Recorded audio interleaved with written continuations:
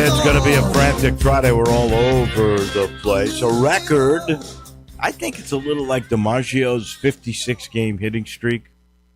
I think it's a little bit like Cal Ripken's 2,632 consecutive games played. A record last night came to an end that I don't think will ever get broken. We're going to talk to our good friend, our agent, Andy Schiffman, about that.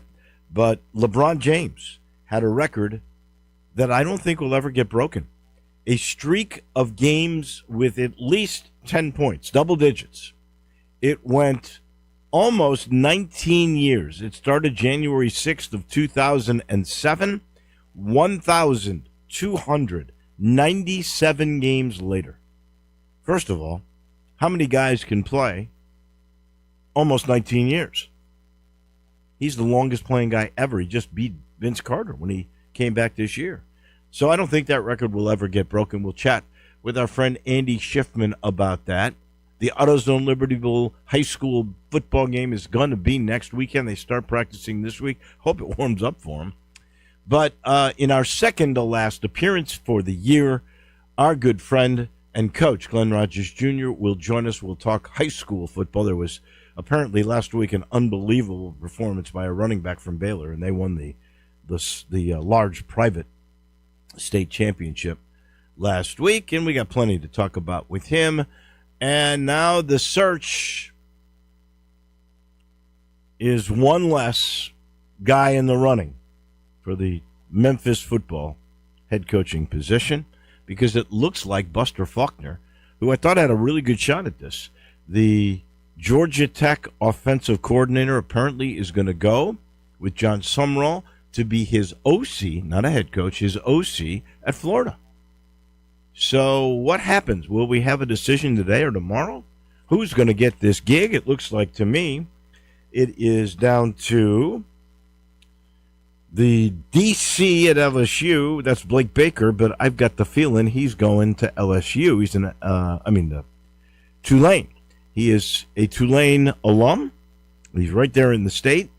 I think that's a matter of time. So now, if you think about it, it comes down to Jerry Mack, whose team is playing in the championship game today, and Charles Huff, the Southern Miss head coach, who took a team last year, won 11 to 7-5 this year. Although he lost his last two games, it certainly didn't stop Arkansas from hiring Ryan Silverfield when he lost his last three. Here's an interesting thing, and Jonah Dillon's going to join us to talk about all of this. He did a great story on the timeline that athletic director at Arkansas, Hunter Yurachek, spoke about. He basically, the way he put it,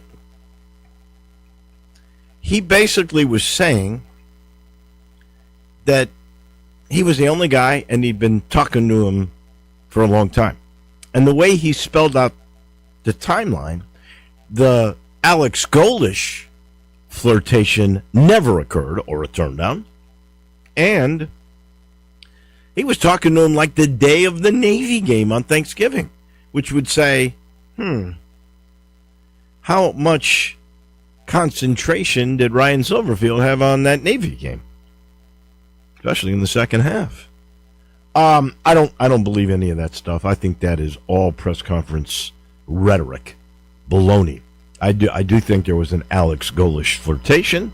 I think there was an offer, and then Auburn was the choice of Alex Golish. That opened the door for Ryan Silverfield. But we'll get the thoughts of Jonah Dillon, who wrote the piece on the timeline. We'll go over the candidates. We do know that it was, I don't know if it was officially announced, but the way it seems to me to be working,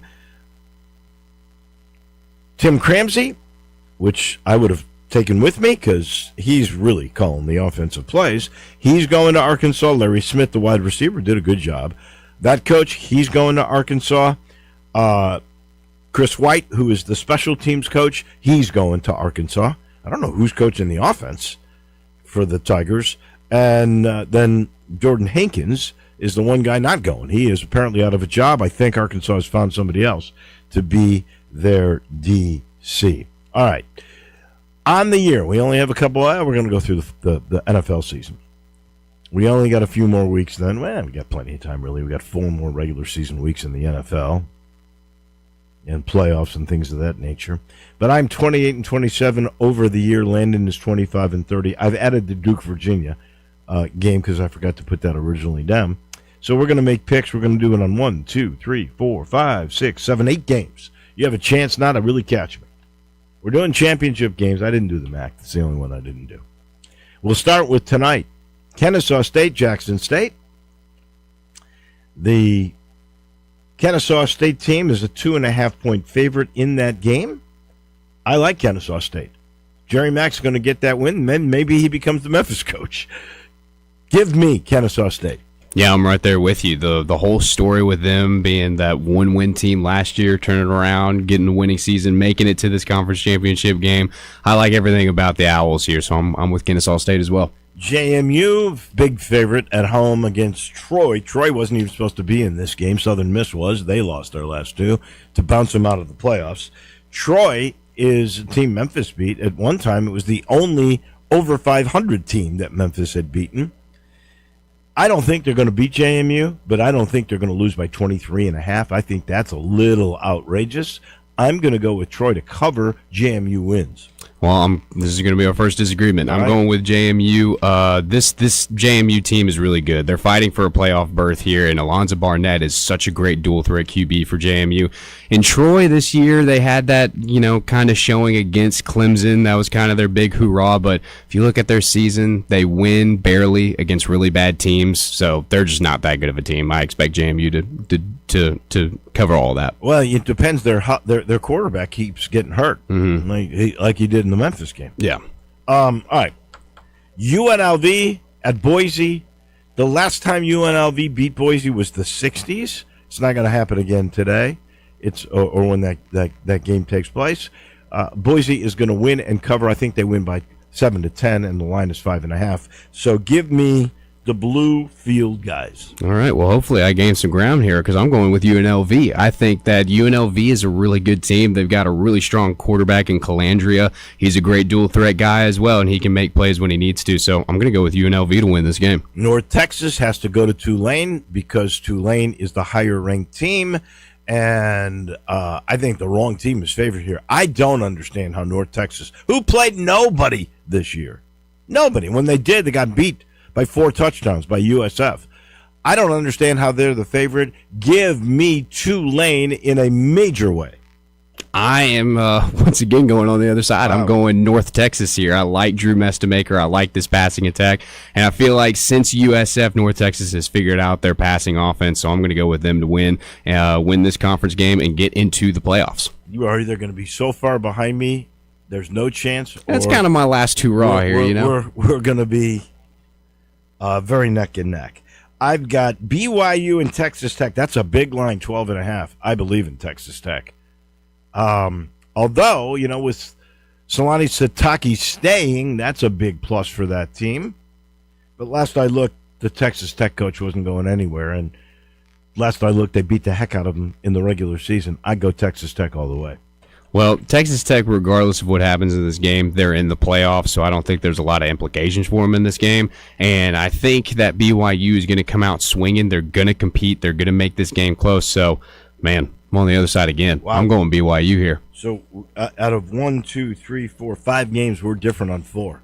Wow, amazing. Okay, Georgia, 2.5 against Alabama. That game's in Atlanta.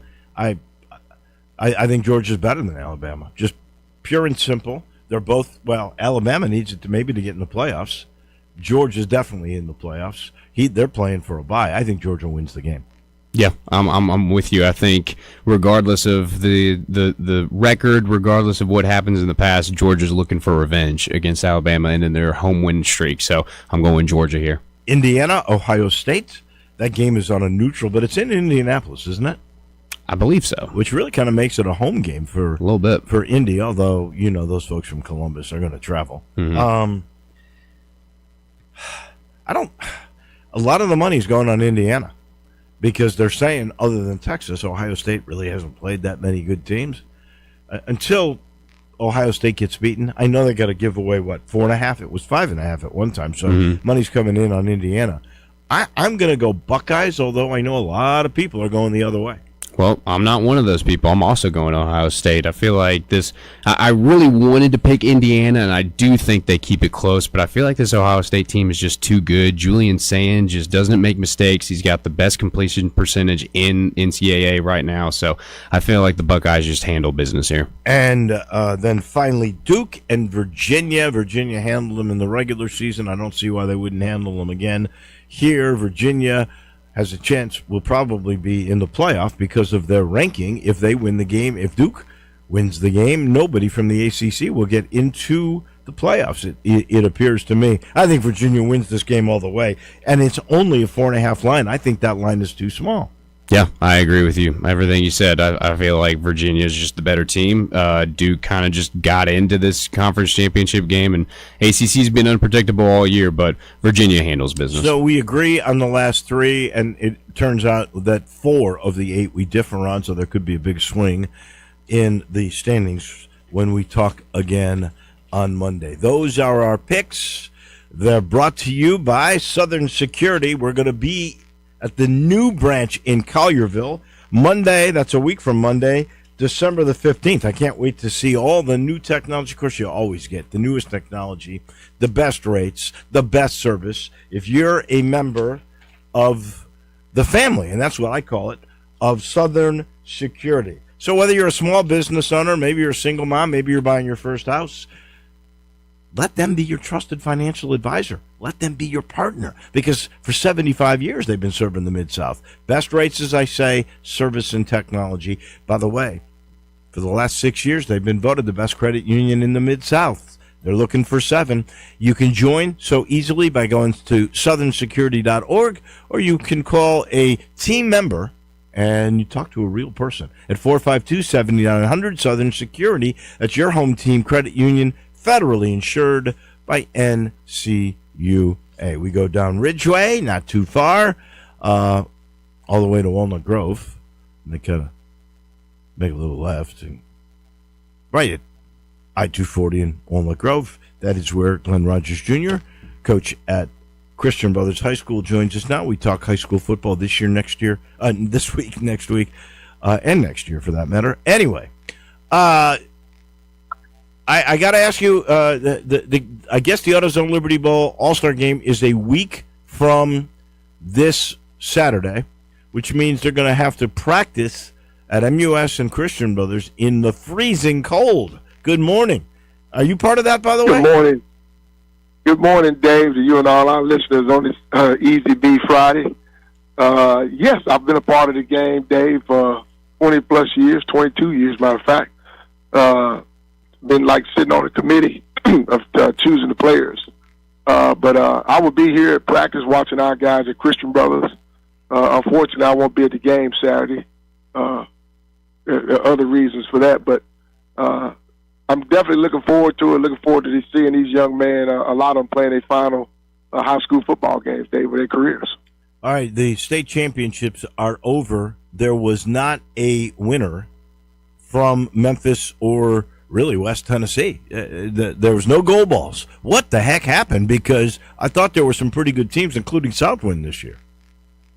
Yeah, and Southwind, Dave, with the better chance.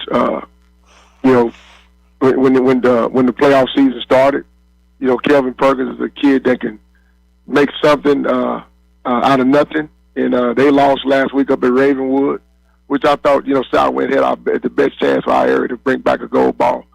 Germantown lost early. I thought Germantown would really be a shoe-in to be going up the road next week and playing for a state championship with that caliber defense and the team Gene Robinson had. I know Gene's probably feeling very disappointed the way his season turned out, and it just was one of those years where we didn't get a lot of teams up the road like we did last year. We had 3 teams up there: Melrose, Mace, and Houston last year, and so this year I'm sure everybody, I know on our end it's a very disappointing season at Christian Brothers, and so I'm sure a lot of other coaches in the area feel the same way we do. Yeah, I'm disappointed. I can't remember the last time no one was in the mix. I know that West Tennessee never gets their due because all, it seems, of the voters that you read in the Commercial Appeal or the Gannett Group, that they're all from Middle Tennessee or East Tennessee. Maybe one of the high school writers here, maybe Varlas gets a vote. I don't know.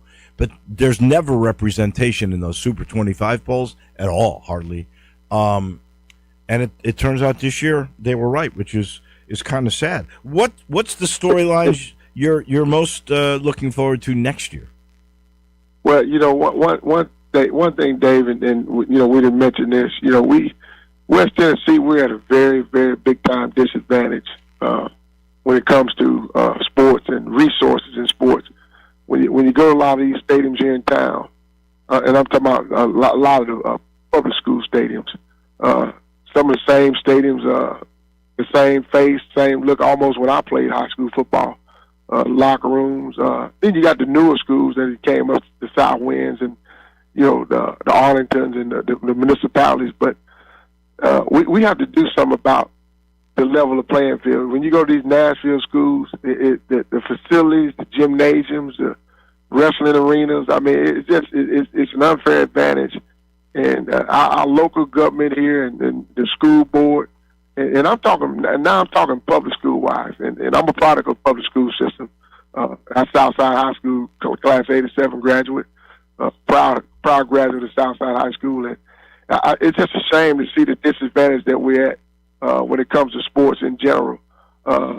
We have to address that and do something about it, or we're going to keep. You're going to continue not seeing our schools represented because we're at a disadvantage. We're fighting with one hand behind our back, and so. We got to do something to address that going forward. I'm excited about our season next year. We got a young man, Nate Brick, our freshman quarterback, who's 6'2", 170. He's still growing. He'll be 15 at the end of this month. Really excited to see what he does. Put some more weapons around him. And, Dave, I think this young man is one of the best quarterbacks that you'll lay eyes on, probably since Barry Brunetti. He's just that dynamic. He can throw the football. He's not a runner like Barry. He's not a dual threat guy, but he can tuck it and go get a first down. But the way he spins the ball, his poise in the pocket, the way he sees the field, I think he'll be a special talent for the next 3 years for all of us to look at. Well, you were talking about a very special talent that Baylor has. Now, remember, Baylor, McCauley, those guys have really advantages because they bring people from all over, not just this country, but other countries in to play football because they're boarding schools. And I don't think Memphis has ever, unless somebody opened up an academy like that and really put a lot of money into it, that would be a private entity thing, not a public entity thing. And it shouldn't be a public entity thing. You got grades, reading scores, a lot more to worry about with public schools than having that kind of a place. But Baylor's got a running back that won, I guess, single-handedly the state championship. Well, Dave, last week in the semifinals, I'm going to read some stats to you, against his arch rival, McCauley. And George's, David Gabriel Georges, he's from Canada. He's Haitian. He's from Canada. He rushed last week in the semi 32 carries for 431 yards and 7 touchdowns. This young man is just a junior. He's only a junior. Then last night's state championship game, he had 21 carries for 151 yards last night. And so he's a dynamic talent. Everybody in the country knows about him. He's got Alabama, Georgia, Ohio State, Tennessee, you name it. Those schools are knocking at his door. And he's 6 feet, about 205. He looks the part. He is the part. Last year as a sophomore, they benched the Ole Miss commitment to start him last year at Baylor. And so this year's a junior. He's been the guy carrying the load, and he's the reason why they won the state championship this year. He's a one-man wrecking crew. But, next year, Peyton Manning's son, I don't know if he'll be able to start, but he'll be a freshman next year. But they're just going to reload because this young man, all he needs is somebody to hand the ball off to him and some guys up front open holes for him. He can do the rest, Dave, I promise you. It'll be fun to watch him next year for sure. All right, last thing. As a former player and alum of the University of Memphis, what are your thoughts on the departure of Ryan Silverfield, and who would you like to see as the new head coach? Well, I'm so excited for Ryan and his family. Really thankful for all the wonderful things he's done to keep our program afloat, to keep our football program relevant. since Justin Fuente and Mike Norvell departed. Ryan has kept the ship steady and gliding. Of course, I'm sure he'll be the first one to tell you some disappointing seasons where I'm sure he thought we should have had a better record or done better. But 10-2 last year, winning the Liberty Bowl, which put us at 11 wins. Some outstanding things he's done. And look, I'm not gonna ever be mad over a guy leaving for a better situation. Arkansas is a better situation. It's the SEC. I'm sure his money is probably double, maybe even triple. So I'm so happy for him. It's $35 million. That's pretty good for 5 years. Exactly. And so he's been number grateful to me and my family and my dad, recognizing him, my dad being honored. And I'm just so happy to see him leave our program in good shape the way he got it when Mike left. And so happy for that. Hopefully, Reg Howard, native Memphis, Kirby High School graduate, can get us a bowl win, and a lot of the coaches have stayed. And so that's a good sign to make sure we go in this bowl game with at least some coaches that have been around these kids all year.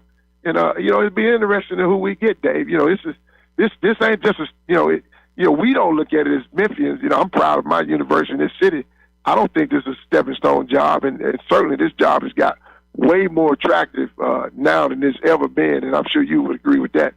This is one of the best jobs, I think, in this area in our league. Is so competitive. So we got a lot of good candidates, and I just want to see a guy that, number one, wants to be here, Dave. Number one, he wants to be here. He wants to get this thing, continue to grow it, and maybe take it to new heights. Mike took us to the Cotton Bowl where we've never been, so I'm sure the next guy gonna want to take our program a step further and get us in that 12-man, 12-team playoff conversation, and get us a league win, a conference title, bring a conference title back. So I'm sure that will be the next coach's goal. And a lot of good quality candidates. The guy from Southern Miss, Jerry Mack, Coach Freeze, a lot of good names. And let's trust that the committee is going to get it right and get us a guy in here that we all can say, hey, here's our next coach. Let's back him. Let's get behind him, and let's support this football program going forward. The Tigers were in the conversation of that 12-team playoff until they faltered at the end. And I'm okay with this. I mean, let's be honest. Fuente, Norvell, Silverfield, they all got great jobs. They spent time here. Yep. And then they got a job that doubles or triples their income. Can't blame them for leaving. I don't mind this being that. As long, I think our goal is where it will be a place you stay forever because you'll be a Power 4 team. That's the goal. Exactly. But until then, the goal. Be the best that you can in this group of 5, and that's what Memphis is. It's amongst the top 2 or 3 programs in the group of 4, and it will remain that way because the resources are there. Just pick the right guy this time. And again, I think you got the LSU DC, Blake Baker. You got the head coach, Jerry Mack. You got the head coach at Southern Miss, Charles Huff. Those are the 3 that I see at the moment. You mentioned Hugh Freeze. I have no idea if there's any interest in Hugh Freeze. We'll see. I don't know who's going to coach the offense in the bowl game because it looks like Silverfield's taking those guys. There will be plenty of defensive guys, though. Maybe this will be a Spedic 9-0 game, unless Silverfield tries to take Spedic. He took the special teams coach. Anyway, Glenn, as always, we appreciate it. We'll talk AutoZone Liberty Bowl All-Star Game and wrap things up next week. Thank you. Absolutely, my friend, and go Brothers, and go Tigers, go. Good luck to Coach Howard and the guys that are here with us today. Thank you. That's our man on high school football. That is Glenn Rogers Jr. He is brought to you in part by the good folks at Family Leisure. I'm sitting in the Family Leisure studios, that hot tub and swim spot clearance sale. I guess that's going on through Christmas. That's incredible, where you can still get a hot tub for $2,500. Yes, less than that. You can get in-stock patio furniture up to 50% off. If you mention this ad, you get a free gift when you get that hot tub. Special financing is available. Just get there. Go see Billy. Go see Lindsay. Go see all our friends. And make sure you tell them we sent you, because you will profit in the long run when you go to Family Leisure. We pause for a second. We're going to Chicago in a minute. Our agent, Andy Schiffman from Priority Sports, comes your way in just 1 minute. My Start your day with Sports 56 Mornings with Greg Gaston and Eli Savoy. Weekday mornings from 7 to 10, right here on Sports 56 and 98.5 FM. Hi, friends. Bill Russell at Russell Brothers Fine Jewelers. And I'm sure you are well aware that the most wonderful time of the year is quickly approaching. And that wonderful lady in your life may even be dropping hints about what she'd like to find under the tree, or she may just be leaving it all up to you. Either way, we would love to help you make her happy, just as we've been helping men play Santa for over 4 decades. And that experience has taught us that you just cannot make a mistake with a gift of fine jewelry. Whether it's gold or silver, diamonds, or other beautiful gemstones, a gift of fine jewelry from Russell Brothers is sure to make her eyes sparkle, and then she knows how wonderful you know she is. It's a wonderful time of the year. Come see us at Russell Brothers Fine Jewelers, where beauty, quality, value, and integrity are the cornerstones of our business. Russell Brothers Fine Jewelers, 4646 Poplar at Perkins. If you need glass replaced, there's only one name you need to know. Binswanger Glass, the largest full-service glass company in the U.S. They've been an industry leader for over 145 years. For all your residential, commercial, or auto glass needs, Binswanger Glass is the name you need to know. 24-hour emergency service for all commercial customers, plus a nationwide warranty on all professionally installed glass. Visit Binswanger Glass in Midtown at 340 South Hollywood across from the Liberty Bowl. Visit binswingerglass.com. Binswanger Glass. To NST, it's never just another case. It's your shot at getting life back on track. Real help, real heart. 35 years and still winning. NST is the way to go. Call 683-7000 or go online at nstlaw.com.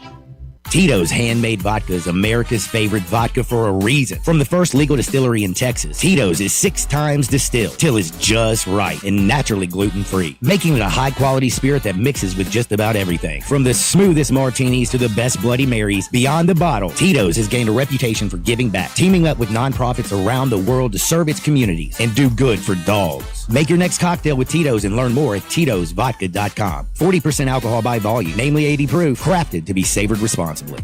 Ole Miss Rebel Yell is back. The Rebel Yell Hotline Radio Show is back on WHBQ Sports 56 and 98.5 FM. Every Monday night at 6, hear the latest news on your Ole Miss Rebels with Yancey Porter with 24/7 Sports, former Ole Miss defensive tackle Mike Fitzsimmons, Gordon Ford covering SEC Sports Call, and former Ole Miss baseball announcer Gary Darby. From kickoff to free throw to extra innings, your Ole Miss Sports on the Rebel Yell Hotline Show right here Monday night at 6 on Sports 56, 560 AM and 98.5 FM, your Mid-South sports station.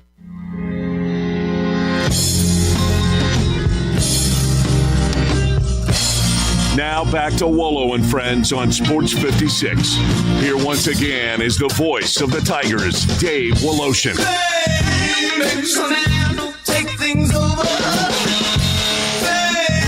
Baby, loose, hard to swallow. Welcome back in. We're going to Chicago. We're going to talk to our agent from Priority Sports. That's Andy Schiffman. In a second, he's brought to you by the good folks at Landers Cadillac of Memphis. The wait is over now. That newly redone, greatly remodeled Landers Cadillac of Memphis is open, and with it come a great deal of savings on all the remaining new 2024 Escalades. You can get $20,000 in total savings there, and they are paying top dollar for trades at Landers Cadillac of Memphis. See how much you can save by going online and getting the Landers Easy Pass at CadillacofMemphis.com. Don't miss out on some exceptional grand opening offers. The best new Cadillac models are going to sell fast. And remember, if it doesn't say Landers Cadillac, you paid way too much. To Chicago, and our good friend Andy Schiffman joins us now. There was a record that came to an end last night, and I think this is the same kind of record that will live forever. I don't think DiMaggio's 56-game hitting streak will ever be beaten. Ripken's consecutive game streak, 2006-32, will ever be beaten. I don't think anybody again in history will have 1,297 straight games where they scored at least 10 points. Agree or disagree? Good morning. Morning, Dave. Absolutely agree. Absolutely agree. And I think what people don't realize is where LeBron's at in his career has still been, I mean, that's been the case for his whole career, right? The guy just wants to win. And you saw it even last night. He had 8 points going into the final few minutes. He had the opportunity to take the game-winning shot for that matter. Right. And what does he do? Selflessly passes out to Rui Hachimura for a game-winning, buzzer-beating 3. And that's what he cares about. And I think, what is the streak from like 2007 is when it started? It was. Like It's almost 19 years. It was January of 2007. And I think you hit the right thing here. He could have tried selfishly to keep that streak alive. He made the right play, and it ended up being the winning play. And it's a great example for a lot of the young players in the league that always look up to LeBron and these superstars, like especially these young players on his team. Like, this is what we're here for. The Lakers, obviously, they come out of the gate pretty hot this season, right? And Austin Reeves has absolutely been a menace to opposing teams. He's on fire, and Luka's doing the same thing. And, you know, they have a real shot here, the Lakers. Like, I'm a buyer of the Lakers for them to excel during the season and postseason play. And obviously, I think the Thunder are on a different planet right now, the way they're playing. But, like, the Lakers are a real potential Western Conference championship contender.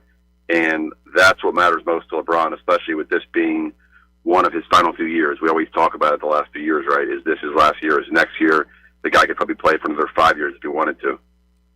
My question for you, since you brought that up, which is the biggest surprise to you? I'm going to give you 3.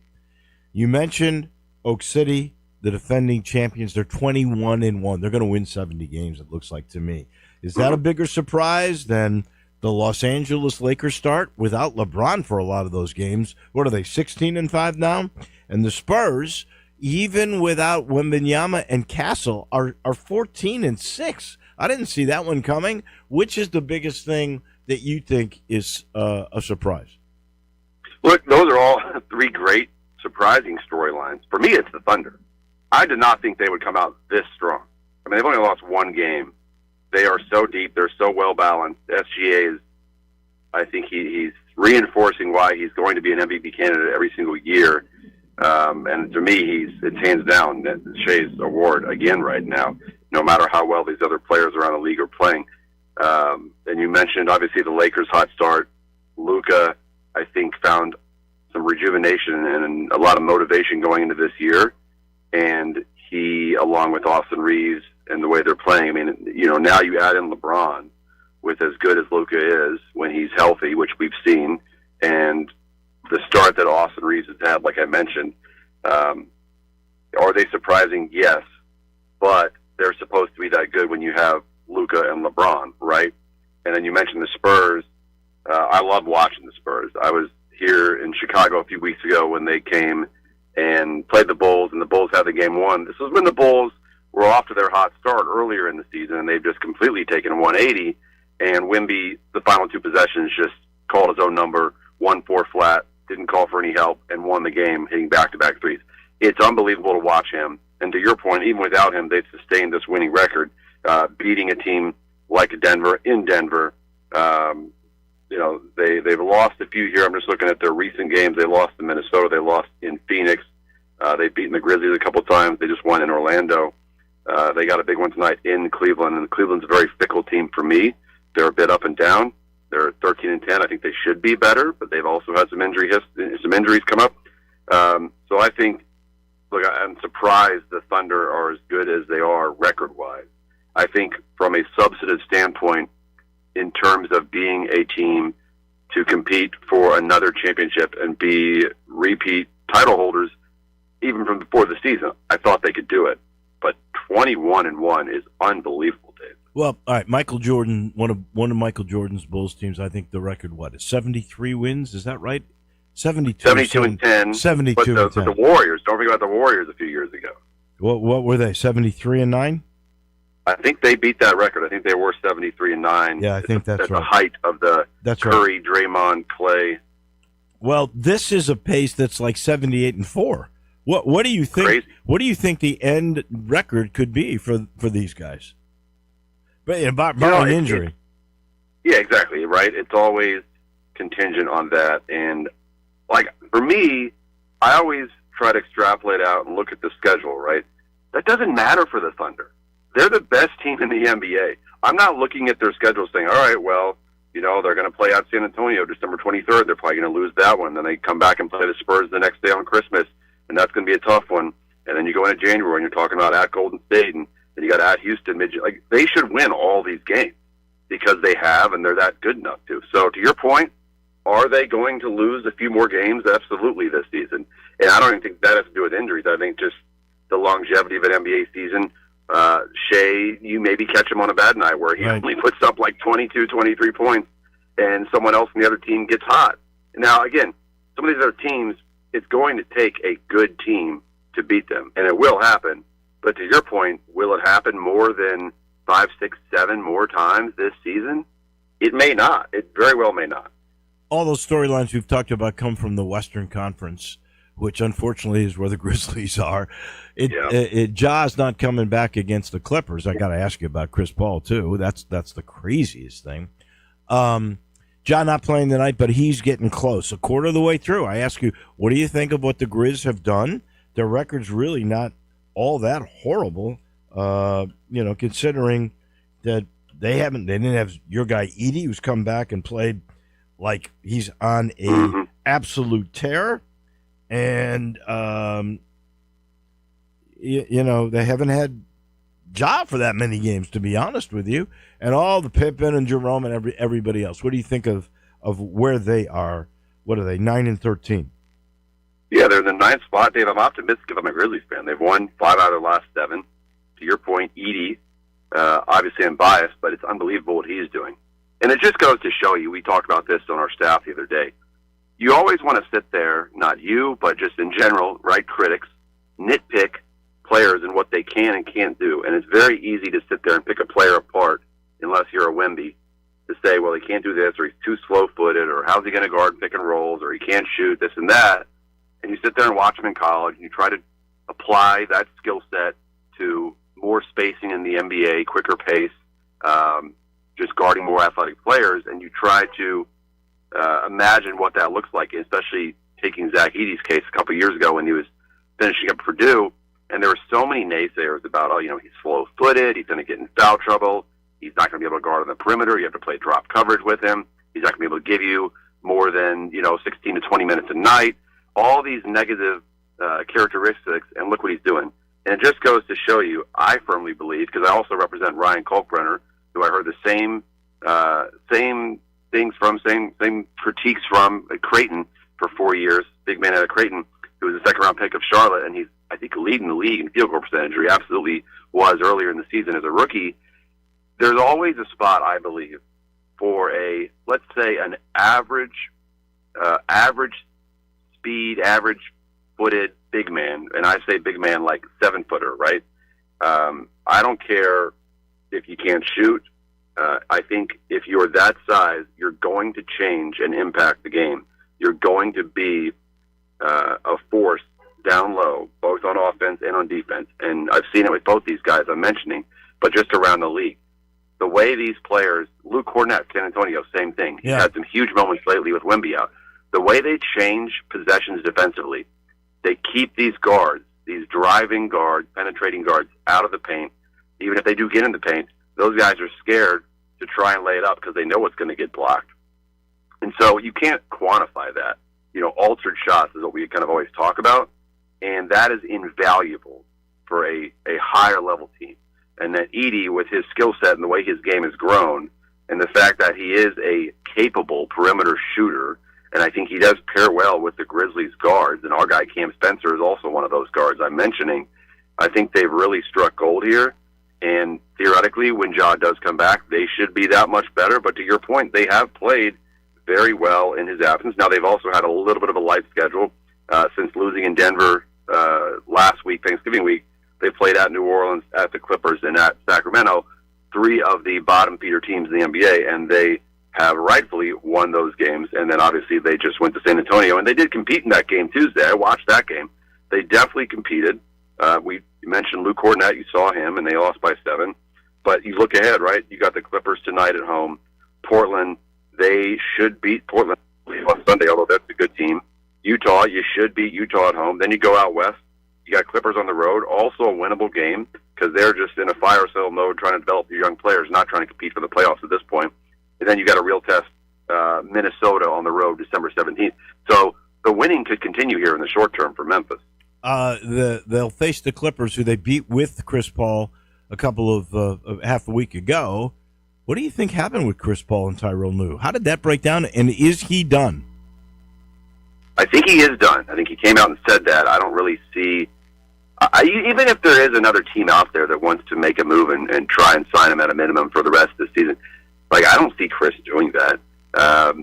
I do not know what happened behind the scenes. I do know that players on the roster were just as surprised as Chris was. I don't necessarily know if it was a situation where the Clippers needed that roster spot when they have 6 wins on the season and they just decide, you know what, that's a very valuable roster spot for us to develop a young player. They just added Ray J. Dennis, who was waived from the Pacers recently on a two-way, and they're just going to kind of use that roster spot as a flexible spot to develop young players, rotate guys in and out, which is all fine and good. It is a bit of a head-scratcher, Dave, that the player that gets the brunt of that decision is Hall of Famer Chris Paul. So I don't know what happened behind the scenes. Obviously, this decision's coming off the heels of him coming out recently to say that this will be his last season. So your guess is as good as mine, but I was definitely surprised by it. Well, there's something with him and Lou. There was a breakdown there. Real quick, last thing. Giannis, Milwaukee, calf strain, out for a week and a half. That's the new NBA. And I'm not downplaying it, but that's the new NBA injury. Is he going to be a Buck when he's back healthy, or is he done? I think so. It will behoove the Bucks to wait till the offseason to trade him because they can get multiple players back. I think there's a very limited number of teams right now that it could work with. Spurs, Thunder, Knicks. He's going to a contending team. So if you're a Grizzlies fan hoping that there's a way to get Giannis, sorry, I don't see that happening. I think that the Bucks would prefer to try to trade him to a Western Conference team if they can. I think if it's the Knicks, I think you're talking about Karl Anthony Towns for Giannis in some way, shape, or form, but the numbers necessarily don't work. I think the Spurs could be a front runner. I think the Spurs could trade De'Aaron Fox's contract and some draft picks for Giannis. But I do think if they can, they will wait until the offseason. Now, if he comes out in the coming weeks and the team keeps losing because they're 9-13 right now, I think that's the record. Yeah. They're not in good shape. If he stands on the table and says, I'm demanding a trade, I think their hands are tied, and knowing the Bucks, I do think at that point they will trade him. They just really haven't built a great roster around him. They were all so excited about adding Miles Turner, and then they acted like this was the best deal of the NBA offseason. Okay, Miles Turner's been good. Career low in field goal percentage, 12 points a game, below 40% from three. Like, is he a franchise-changing player to pair alongside Giannis? No. I know Giannis was upset when they dismissed Dame, obviously, and then that Miles Turner acquisition, that cost them a ton of money trying to waive and stretch Damian's salary. So there's a lot of turmoil there recently, but I do think for the short term he'll remain in Milwaukee for the short term. He is our agent from Chicago in Priority Sports, also a Memphian. That is Andy Schiffman. Thank you, buddy. We'll talk next Friday. Thanks a lot, Dave. That's Andy Schiffman. We take a break. When we come back, Tiger football, head coaches, goodbye to Tim Cramsey, timelines, all that good stuff Jonah Dillon's been writing about in the Commercial Appeal. He explains in just a minute. Not only can you listen to your favorite shows on Sports 56, you can also watch video of the shows live on Twitter and YouTube. Watch and listen every day at Sports 56 WHBQ. This holiday season is short. Make every moment magical with a trip to Sissy's Log Cabin. Here, you'll take all your festive looks to the next level and find gifts to wow every one of your family and friends. Discover our unmatched quality, brilliant natural diamonds, and spectacular service when you shop in store or online at sissyslogcabin.com. Make this the most wonderful time of the year with a trip to Sissy's Log Cabin, because life's too short for ordinary jewelry. Hi, this is Troy Fiveash, owner of Fiveash Roof Services. Do you know what Penny Hardaway and I have in common? We should both be in that building celebrating the best basketball players of all time. Of course, I'll have to buy a ticket to get in, but he should already be there. But seriously, we both surround ourselves with the best people we can find. We work hard to achieve our goals, and we are both among the best in our respective fields. At Five Ash, we can't win titles or get national awards, but what we can and do strive to do is give 100% of ourselves to give you the best product possible and one you can be proud of. So if you need a roof, siding, or gutters, give us a call at 901-367-0050, and we will do everything we can to provide you the best of everything. Five Ash Roofing. Fair, honest, and ethical. 367-0050 or memphisroofer.com. 367-0050 or memphisroofer.com. Five Ash Roofing, it's what we do. We're here for you. Since 1948, in the alley, the Rendezvous. I'm with John Burgos. John, what's going on in the Rendezvous? Brett, after 76 years, we've decided to expand our product line. Anyone who's tasted our ribs is familiar with our vinegar based. It's now available in a 32-ounce jar. It's so good to baste or marinate all meats. I even put a little bit on turnip greens. Something we've been using at the restaurant or at our house has been the Greek seasoning. My father was a cook, but my mother was a chef, and she was the one that put Greek seasoning on everything from a Mediterranean diet or a steak. My mom used it on soup, salad, veggies, fish, any meats. It's a great seasoning and a flavor enhancer. My brother Nick figured out salt and pepper was more than just McCormick's and Morton's. He's come up with a perfect blend we use to coat our shoulders and our brisket, and he used to make it for his friends as Christmas gifts, and they loved it. All these products are available at the Rendezvous or online for shipping as gifts and in many grocery stores. And if they're not in your favorite grocery store, ask your grocer to stock it. A beloved family affair and still going strong since 1948, the Rendezvous. Drivers who switch and save with Progressive could save hundreds. With that kind of money, you could go big time and skip the regular line at the airport and pay for speedy security. Imagine not having to quickly unpack and pack at the place you already came packed to. And wearing your shoes the whole time you're there? You can't put a price on that kind of luxury. Well, actually you can, and you paid for it. Switch to Progressive and you could save big time for speedy security. Progressive Casualty Insurance Company and affiliates, not available in all states. Potential savings will vary. From first call to final invoice, Wex Field Service Management helps contractors grow their trade businesses. Whether you're at the job site or back at the office, you'll have a partner that understands your needs. Imagine techs effortlessly dispatched, your customer proposals drafted and signed, and payments transactions happening instantly, all within one simple solution.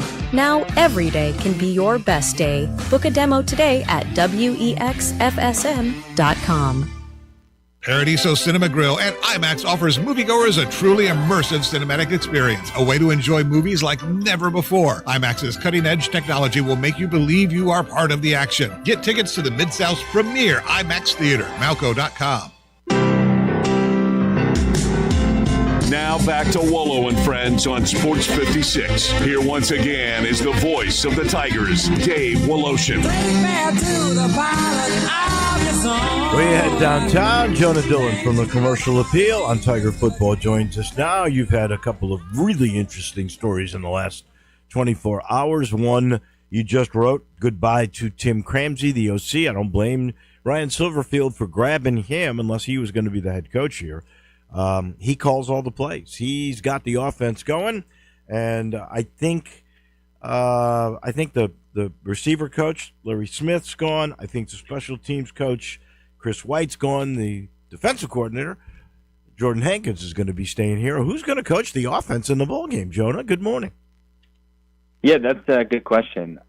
Still waiting to see on the other coaching departures about who's going to go to Arkansas. Aside from Tim Cramsey, still not sure exactly, but definitely would expect there to be some more. As for the bowl game, yeah, Larry Smith is the co-offensive coordinator. Theoretically, he would have been next in line behind Tim Cramsey. Now, it's possible that some people will stay through the bowl game.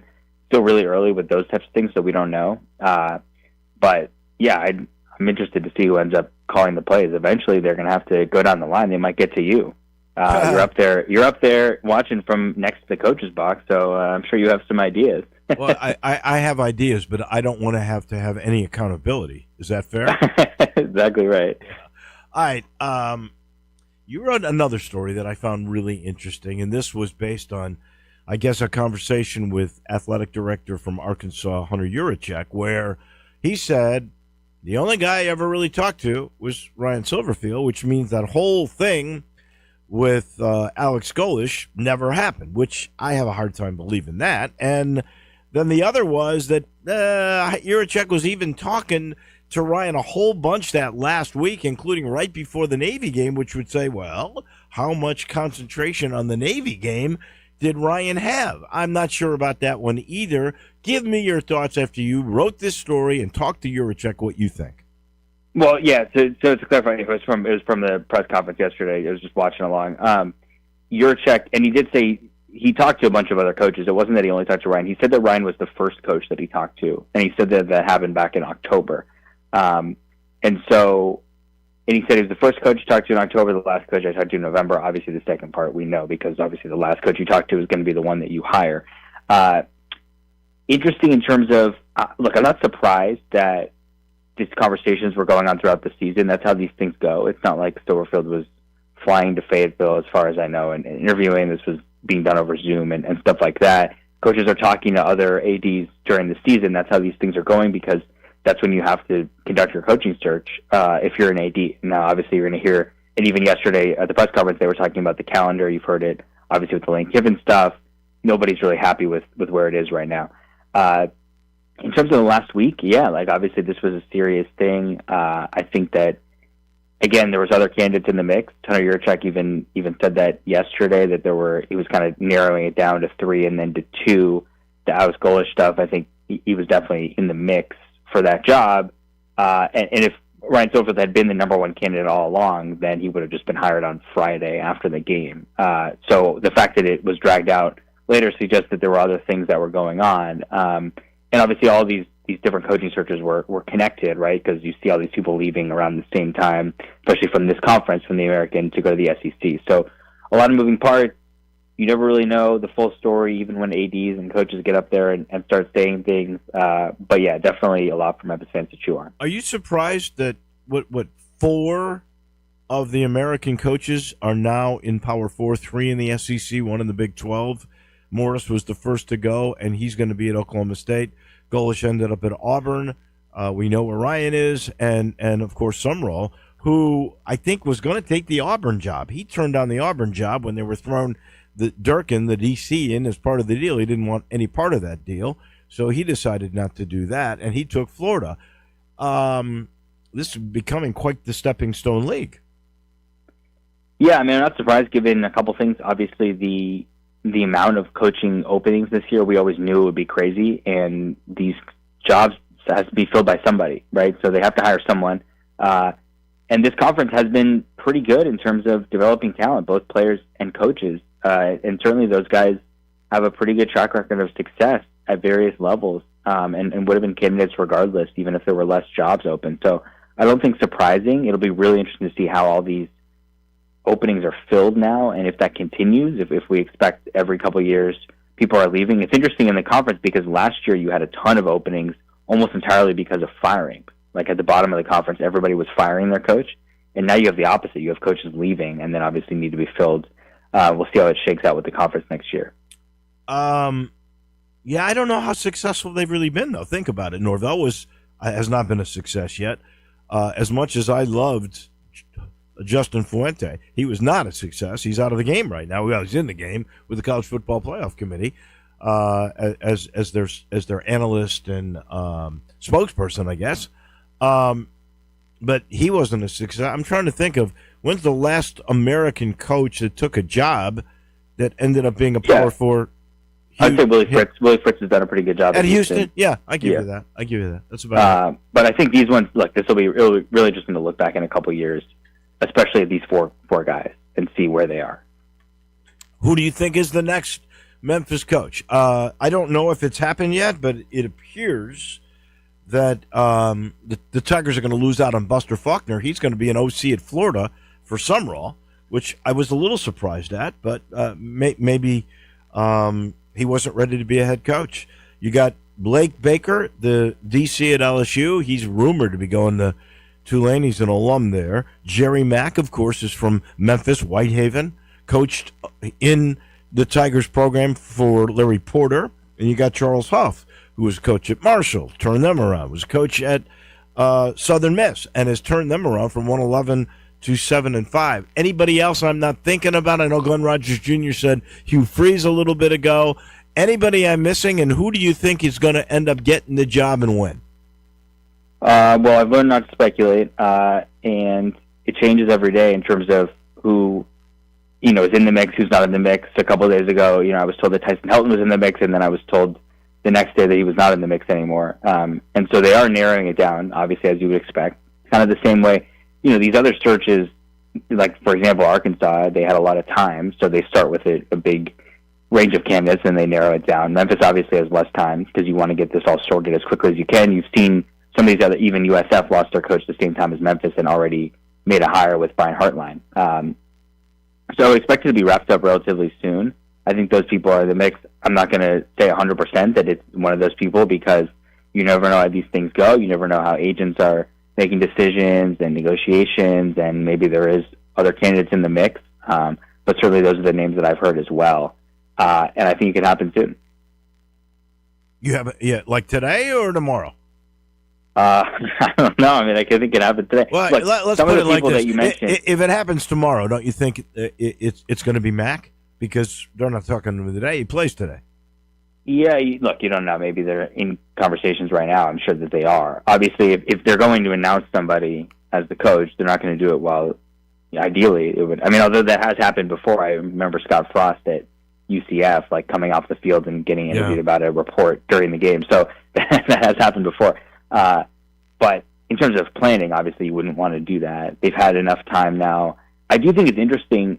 There is clearly some overlap between Memphis' search and Tulane's search, and that's still ongoing. Like you said, Blake Baker kind of been in the mix for both, and also potentially just stay at LSU as their defensive coordinator. He's making more money now as LSU's defensive coordinator than Ryan Stewartfield was making last year as Memphis' head coach. So that's kind of the finances that we're talking about in terms of these things. But the Tulane stuff, then you end up in a situation where people have leverage because they know that these guys are involved in both searches, and that complicates things in terms of getting deals over the line.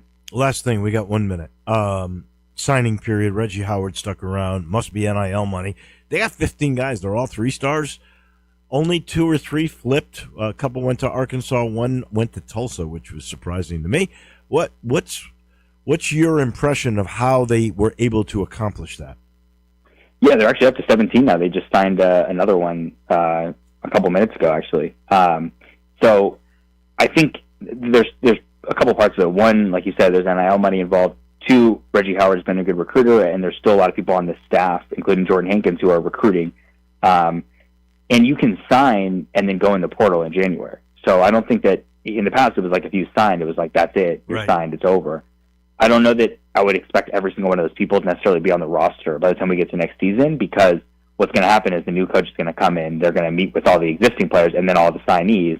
And I think there's going to be a lot of people, not just here, but other places too, that have new coaches who are going to look at that and then decide, hey, I'm going to go in the portal, I'm going to go somewhere else. Right, and a clarification of that, just to be as clear as we can. You cannot enter the portal until you've talked to the new coach. That's one of the rules of the new stuff with the transfer portal. You got to talk to the coach that comes in if there's a vacant deal, and then you can go. Until January, yeah. By the way, January 2nd, nobody can go in the portal officially until January 2nd. He is the beat writer, and he reads too. For the commercial appeal on Tiger Football, that is Jonah Dillon. Thank you, my friend. We'll talk to you next Friday. Yeah, thanks for having me. There'll be a new coach by then for sure. That is Jonah Dillon. He's brought to you by Shell Dunn. Shell Dunn Rosengarten, Mark Spensdorf. I know it's the holiday season. That might be a good season if you choose Shell Dunn to be your rep, because he has sold on Thanksgiving Day. He's sold on New Year's Day. He's even sold houses on Christmas Eve.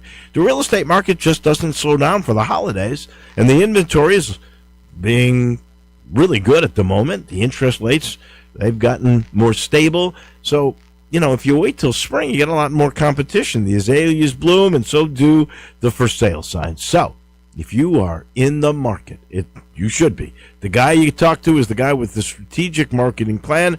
That's Shell Dunn Rosengarten. Reach him 24/7, even on holidays, unless he's shanking balls on the golf course. Too cold for that. 483-0546 or online at memphisrelocate.com. That's 483-0546. It's so easy. You ready to relocate? memphisrelocate.com. That's Shell Dunn. Call them now. That'll do it for us. Have a great weekend. We'll see you at FedEx Forum tomorrow. We'll talk about it all on Monday. Johnny Radio's next.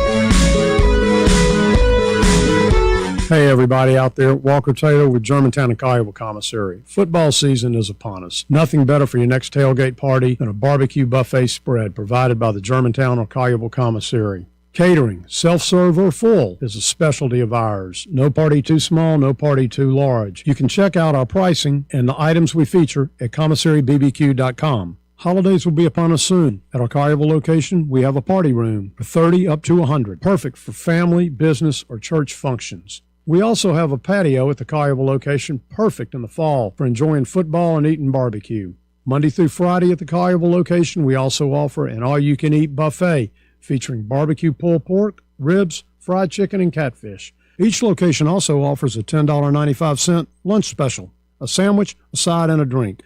Please come visit us at the original in Germantown by the railroad tracks or our new location in Collierville at Houston Levy and Poplar. And as always, go Tigers go. Fall is football at the Owner's Box Sports Bar and Grill in Lakeland, Town Square. Monday through Friday, it's happy hour from 3 to 6 with $1 off all draft beers, $5 off well drinks, $4.50 for house wines, and half off pretzel bites, mozzarella sticks, queso, corn dogs, and pickles. Then enjoy Friday night lights from 7 to closing. Dine in and buy 12 wings and get 5 regular wings for free. Come watch college football and every pro game on the weekends. All at the Owner's Box Sports Bar and Grill in Lakeland, Town Square. Highway 70, where fall is football. If you've been waiting to try learning a new language with Babbel, now is the time. For just a few more days, you can unlock all of the languages on Babbel with a lifetime subscription at our largest discount of the year. Where will Babbel take you? Find out at Babbel.com. Y una cosa más.